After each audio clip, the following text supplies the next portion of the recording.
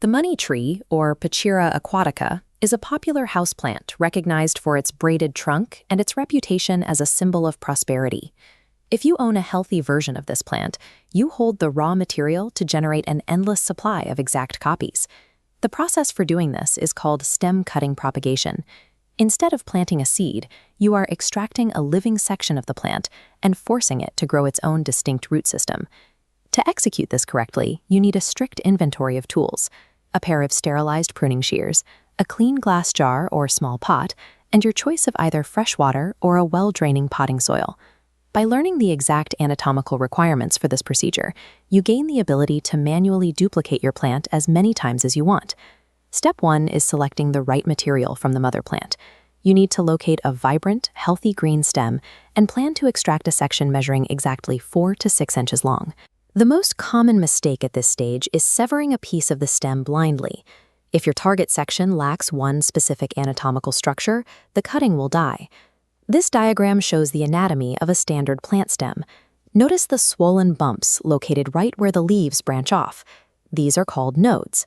A node is the specific biological epicenter where the plant retains the cellular potential to grow entirely new roots. To meet the minimum viability threshold for propagation, your 4 to 6 inch extraction zone must contain at least 2 of these nodes. Once you identify your target, take your sterilized shears and make a clean horizontal slice just above a node on the mother plant. Doing this encourages the original plant to branch out and regrow at the side of the cut. If your severed cutting does not have any nodes of its own, it has zero capacity to produce roots. Accurate identification of this structure is the non-negotiable foundation of the entire process. Now that you have safely extracted the stem, you must immediately modify the raw biological material to survive without an established root system. Using your hands or your shears, carefully strip away and discard all the leaves located on the lower half of the freshly cut stem. Looking at this comparison, the left side shows a properly stripped stem. On the right, you see the result of leaving those lower leaves attached. The moment submerged foliage makes contact with your incubation medium, it triggers organic rot that will quickly travel up the stem and kill the cutting. While the bottom must be bare, you must leave the leaves on the upper half of the canopy completely untouched. The plant requires these upper leaves to continue photosynthesis, the process of converting light into energy during the stressful rooting phase. Stripping the lower foliage is a necessary amputation. It forces the stem to stop wasting energy maintaining unnecessary leaves and redirects all of its biological resources into pushing out new roots. You now have 2 choices for an incubation environment.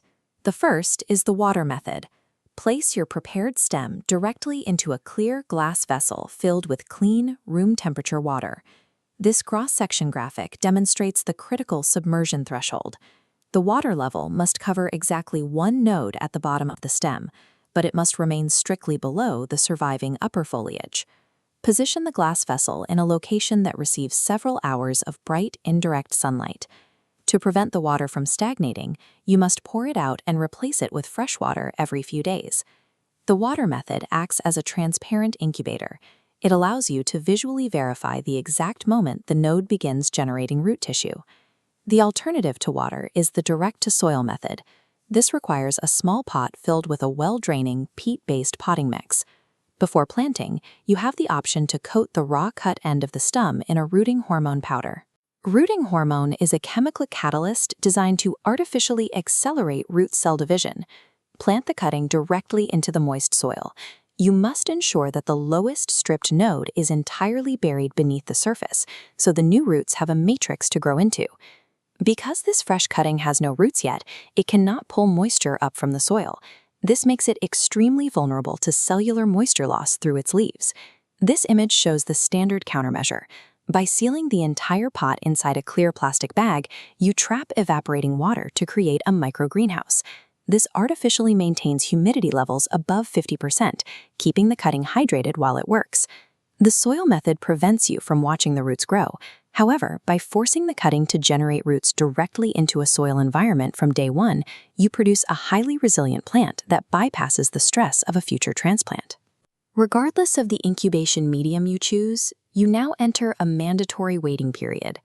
The cutting requires a few weeks of undisturbed time to process the biological changes. If you utilize the water method, look closely at this visual metric.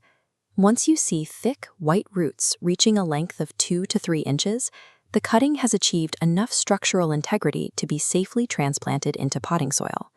If you utilize the blind soil method, you must verify the growth tactily.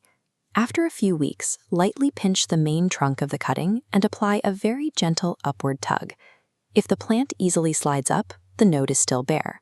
If the plant resists the upward pull, you have physical confirmation that the subterranean roots have deployed and anchored themselves into the soil. By locating the biological nodes, applying precise surgical cuts, and controlling the immediate environment, you can continuously duplicate your assets, turning a single money tree into an ongoing cycle of botanical growth.